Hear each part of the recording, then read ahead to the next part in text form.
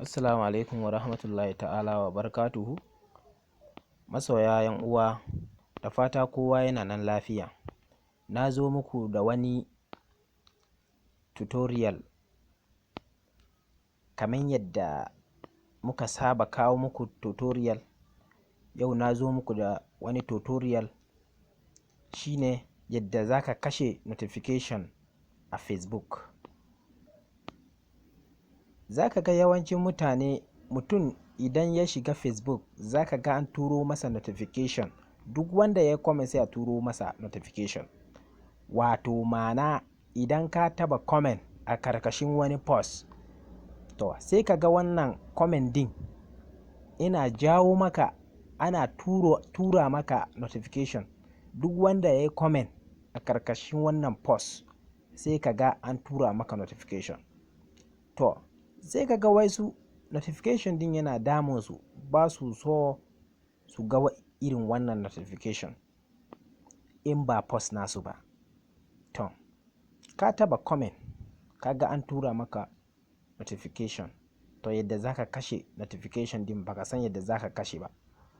Abun da zan koya muku kenan. To ga yadda zaka kashe notification din. Ka zo ka shiga Facebook Lite. Idan ka shiga Facebook Lite ka bar shi, idan ya bude sai ka taba ga home, ga message, ga video, ga kararrawa.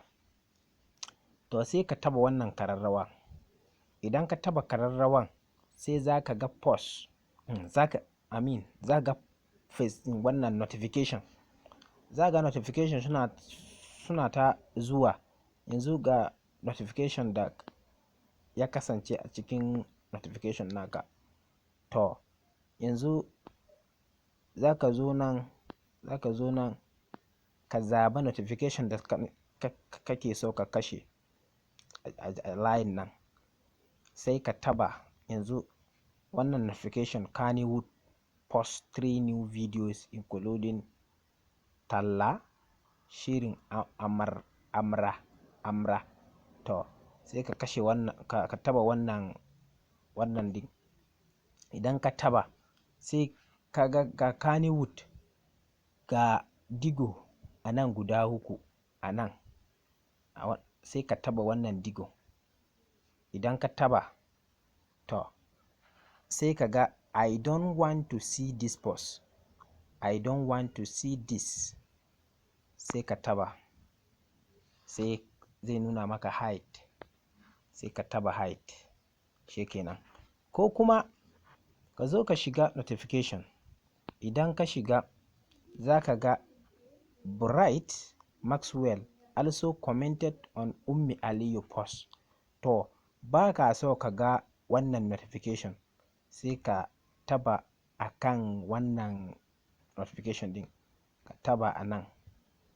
Idan ka taba, idan ya bude ka hauro sama za ga Ummi Aliyu updated her cover photos. Sai ka taba wannan digo na uku a nan. Wannan digo guda uku. Idan ka taba haka zai nuna maka ga na daya turn off notification for this post, na biyu save post, na uku share da sauransu. Sai ka zo ka taba akan turn off notification for this post. Idan ka taba, to ka ga notification off. To wannan notification ba zai taba zuwa maka a Facebook ba. To jama'a, ku kasance tare da mu a video na gaba. Sa'annan ku danna mana subscribe domin kara mana kwarin gwiwa kawo muku irin waɗannan video. Na gode daga nan Dashen TV.